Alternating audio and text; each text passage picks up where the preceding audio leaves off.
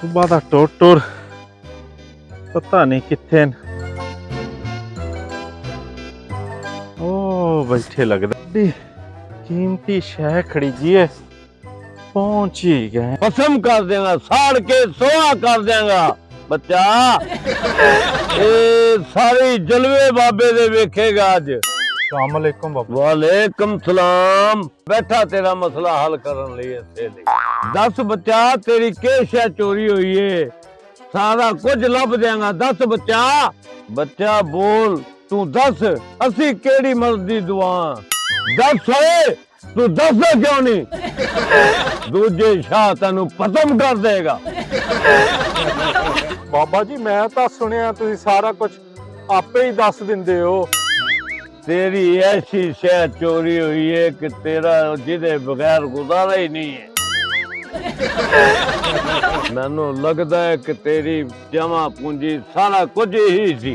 काली कलकत्ते वाली गुरु जी की थाली बजाय थाली। फिर दसा तेरी बकरी जो है ना। ਵਾਹ ਵਾਹ ਬਾਬਾ ਜੀ, ਵਾਹ ਵਾਹ ਵਾਹ ਵਾਹ ਵਾਹ। ਜਿਵੇਂ ਦਾ ਤੁਹਾਡਾ ਸੁਣਿਆ ਸੀ ਉਵੇਂ ਦਾ ਹੀ ਤੁਹਾਨੂੰ ਪਾਇਆ। ਬਾਬਾ ਜੀ ਮੇਰੀ ਉਹ ਬੱਕਰੀ ਲੱਭ ਦਿਓ, ਬਾਬਾ ਜੀ ਮੇਰੀ ਉਹ ਬੱਕਰੀ ਲੱਭ ਦਿਓ। ਬੱਚਾ तेरी कीमती शह असां दस दित्ती ते हुण तू सानू कोई मोटा नजराना पेश कर। हुण सानू नजराना दे मोटा। ਬਾਬਾ ਜੀ ਮੈਂ ਬੜਾ ਗਰੀਬ ਆ, ਮੇਰੇ ਕੋਲ ਬਾਬਾ ਜੀ ਉਹ ਇੱਕੋ ਬੱਕਰੀ ਸੀ। ਬਾਬਾ ਜੀ ਮੇਰੀ ਬੱਕਰੀ ਆ ਗਈ ਤੇ ਮੈਂ ਉਹਦਾ ਬੱਚਾ ਤੁਹਾਡੇ ਲਈ ਚੜਾਵਾਂਗਾ, ਤੁਹਾਡੇ ਚੜਾਵੇ ਚੜਾਵਾਂਗਾ ਬਾਬਾ ਜੀ। ਬੱਚਾ ਦੂਜੇ ਸ਼ਾਹ ਤੇਰੀ ਲੈ ਲਿਆ ਨਹੀਂ ਲੈਂਦਾ। ਮੋਟੀ ਮੱਡੀ ਲੈ ਗਿਆ, ਛੋਟੀ ਬੱਚਾ ਕੱਟਾ ਲੈ ਗਿਆ ਤੇ। ਬਾਬਾ ਜੀ ਮੈਂ ਤਾਂ ਪੈਰ ਮੋਟੀਆਂ ਮੱਡੀਆਂ ਨਹੀਂ ਦੇ ਸਕਦਾ, ਮੈਂ ਤਾਂ ਬੜਾ ਗਰੀਬ ਆ। ਮੇਰਾ ਤਾਂ ਕੁੱਲ ਸਰਮਾਇਆ ਹੋਈ ਆ ਬਾਬਾ ਜੀ, ਤੁਸੀਂ ਜਾਣ ਦਿਓ ਬਾਬਾ ਜੀ। ਮੇਰੀ ਉਹ ਸ਼ੈ ਬਸ ਦੇ ਦਿਓ, ਜਿੱਥੋਂ ਮਰਜ਼ੀ ਦੇ ਦਿਓ ਬਾਬਾ ਜੀ। ਲੈ ਫੜ ਤੇ ਮੇਰੀ ਜਾਨ ਛੱਡ। ਬਾਬਾ ਜੀ ਤੁਸੀਂ ਮਹਾਂ ਹੋ।